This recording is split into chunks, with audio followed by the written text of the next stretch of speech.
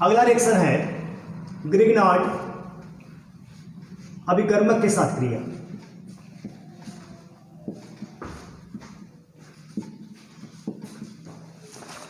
RMGX आप लोग जानते होंगे RMGX। अगर हम एल्किल या एथिल अमीन का रिएक्शन करवा देते हैं RMGX के साथ, C2H5NH2 प्लस RMGX, तो RH बनेगा प्लस बचा क्या C2H5NHMgX, क्या बन गया RH मतलब एल्केन, क्या एल्केन। तो एथिल अमीन का रिएक्शन जब भी हम करवाएंगे ग्रिग्नार्ड अभिकर्मक के साथ तो बनेगा हमारा क्या एल्केन। एग्जाम्पल लेते हैं इसका C2H5NH2 प्लस CS3MgBr का रिएक्शन करवा देते हैं तो बन जाएगा CS3H प्लस C2H5NHMgBr। ये हमारा क्या हुआ मेथेन। तो ग्रिग्नार्ड अभिकर्मक के साथ जब क्रिया कराएंगे तो हमारा क्या प्राप्त होगा एल्केन प्राप्त होता है। किसके साथ में एथिल अमीन के साथ में। अगर पूछा जाए कि एथिल अमीन से आप एल्केन कैसे प्राप्त करेंगे या एथिल अमीन से आप मेथेन कैसे प्राप्त करेंगे तो आप क्या कर सकते हैं एथिल अमीन का रिएक्शन करवा सकते हैं किसके साथ ग्रिग्नार्ड रिएजेंट के साथ, तो बन जाएगा क्या मेथेन। अगला रिएक्शन नेक्स्ट रिएक्शन है, अगला रिएक्शन HNO2 के साथ अक्रिय, HNO2 से अभिक्रिया।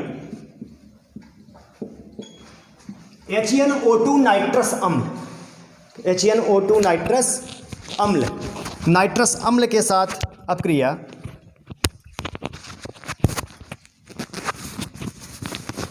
नाइट्रस अम्ल के साथ अभिक्रिया एथिल अमीन का रिएक्शन हम करवा देते हैं नाइट्रस अम्ल के साथ प्लस HNO2। अब यहाँ पे देखने वाली बात है कि नाइट्रस अम्ल जो है या एसिड है या कैसा है बेस है। इस क्षार का रिएक्शन करवाते हैं नाइट्रस अम्ल के साथ में तो बन जाता है हमारा एल्कोहल। क्या बनेगा एल्कोहल। तो C2H5OH प्लस N2, यहाँ पे ध्यान दीजिएगा C2 मतलब एथिल अमीन का रिएक्शन हम करवाते हैं नाइट्रस अम्ल के साथ में तो बना एल्कोहल प्लस यहाँ पे नाइट्रोजन गैस बाहर होगी प्लस वाटर मॉलिक्यूल क्या हो जाएगा यहाँ से बाहर हो जाएगा। इस रिएक्शन में खास बात यह है कि एथिल अमीन से आप एल्कोहल कैसे प्राप्त करोगे या एथिल अमीन से एथिल एल्कोहल कैसे प्राप्त करोगे। तो एथिल अमीन से एथिल एल्कोहल अगर आपको प्राप्त करना होगा तो आप एथिल अमीन का रिएक्शन करवा देंगे नाइट्रस अम्ल के साथ में तो यहाँ पे एथिल एल्कोहल प्राप्त होगा और N2 गैस यहाँ से बाहर होगी और जल भी यहाँ से क्या हो जाएगा बाहर हो जाता है। तो यह है HNO2 के साथ अभिक्रिया। अगला रिएक्शन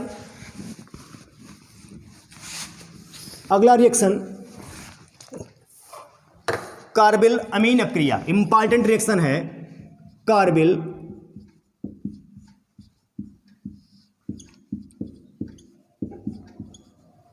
अमीन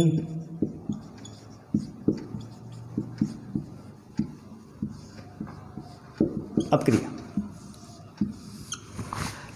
यह इंपॉर्टेंट रिएक्शन है और इस अभिक्रिया को मेनली देते हैं प्राइमरी अमीन। क्या देते हैं प्राइमरी अमीन।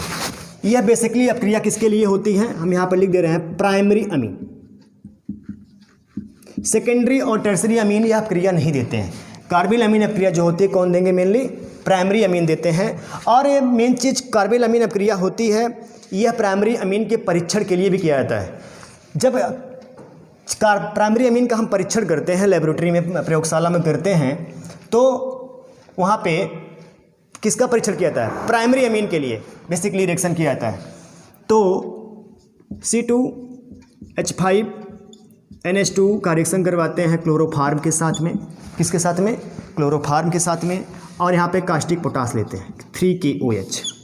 अब इस अपक्रिया को देखते हैं तो यह जो हमारा एथिलअमीन है यह चेंज हो जाता है किसमें, एथिल आइसोसाइनाइड में, C2H5NC किसमें चेंज हुआ, यह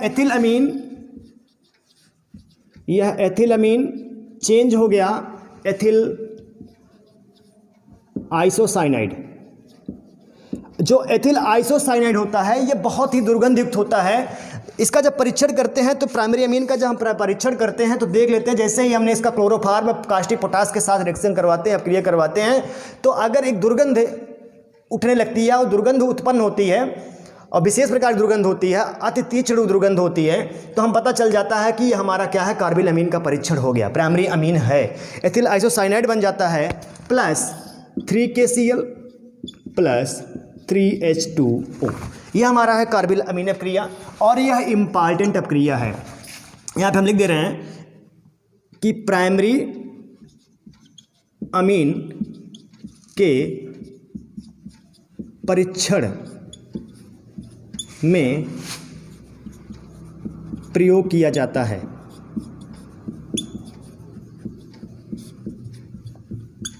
कौन, कार्बिल अमीन अपक्रिया, किसमें, प्राइमरी अमीन के परीक्षण में प्रयोग किया जाता है। तो यह कार्बिल अमीन अपक्रिया जो कि इंपॉर्टेंट है, आप लोग इसको पढ़ेंगे। अगला reaction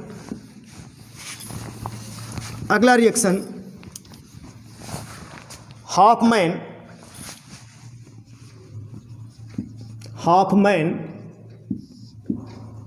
mustard oil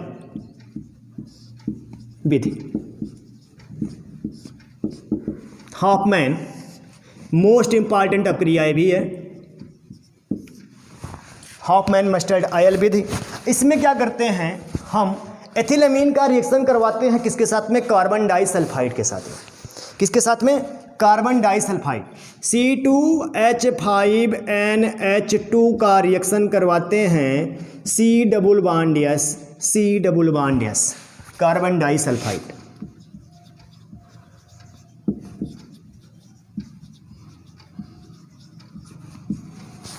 carbon disulphide के साथ रिएक्शन करवाते हैं तो इसको हीट करते हैं। एथिलअमीन का रिएक्शन करवाते हैं कार्बन डाइसल्फाइड के साथ में, तो इसको हीट करते हैं। हीट करने के बाद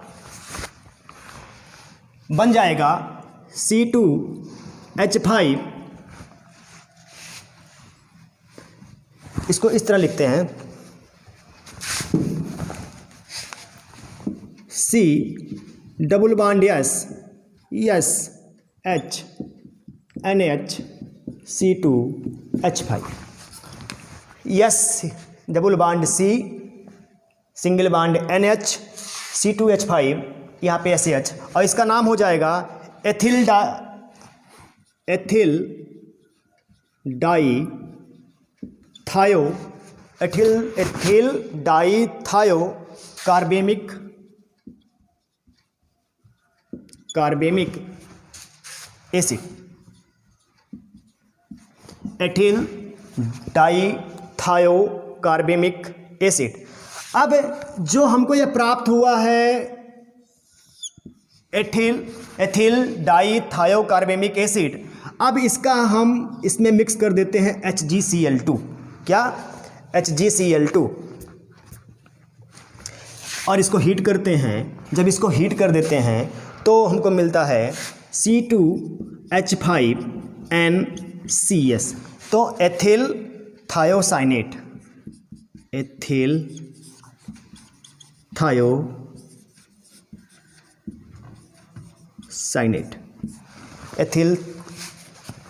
यहाँ पे एथिल आइसोथायोसाइनेट, यह प्राप्त हो जाता है प्लस HGS प्लस 2HCl। तो पूरा रिएक्शन एक बार समझते हैं। एथिलअमीन का रिएक्शन करवाते हैं कार्बन डाइसल्फाइड के साथ में, किसके साथ में, कार्बन डाइसल्फाइड साथ में। यहाँ पे इसको गर्म कर देते हैं। गर्म करने के बाद मिलता है एथिल डाईथायो कार्बेमिक एसिड।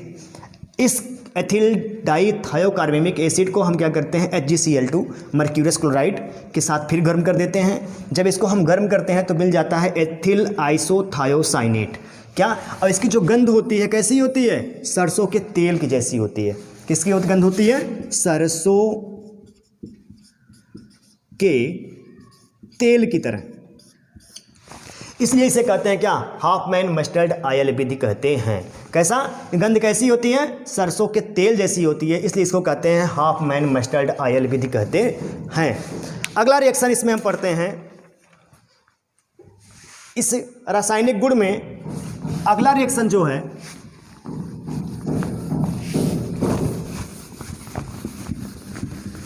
अगला रिएक्शन है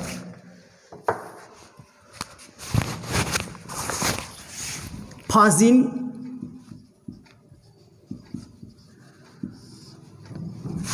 गैस के साथ क्रिया।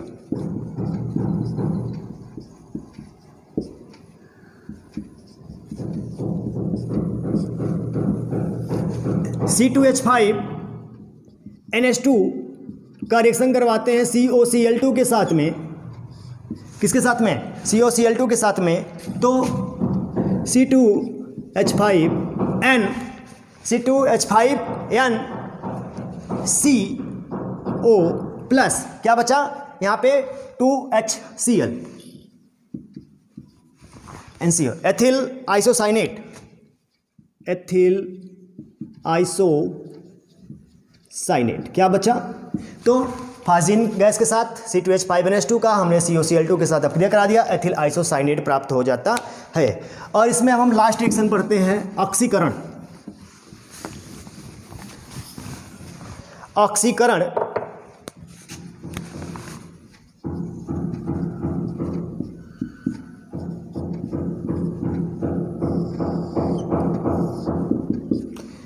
हम यहाँ पे C2H5NH2 का हम ऑक्सीकरण करते हैं। क्या करते हैं?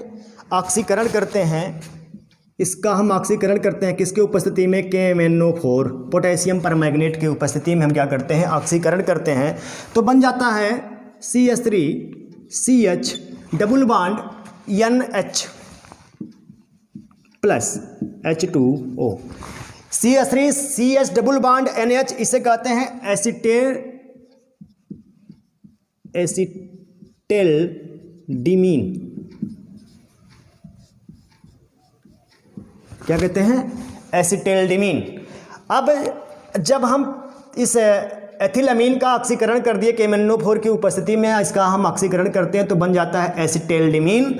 और इस एसिटेल्डिमीन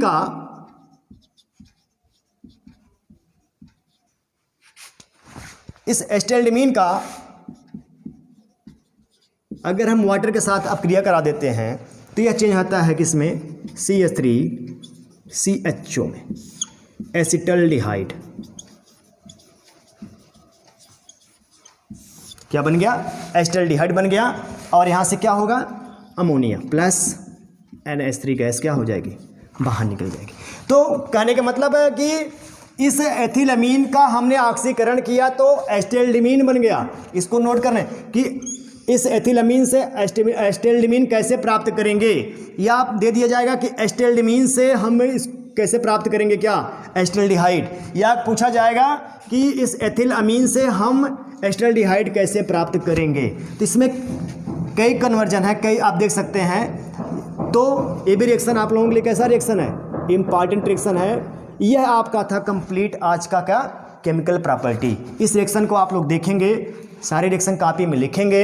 लिखने के बाद उसको याद नहीं करेंगे, उसको क्या करेंगे? बार बार लिख के याद करेंगे।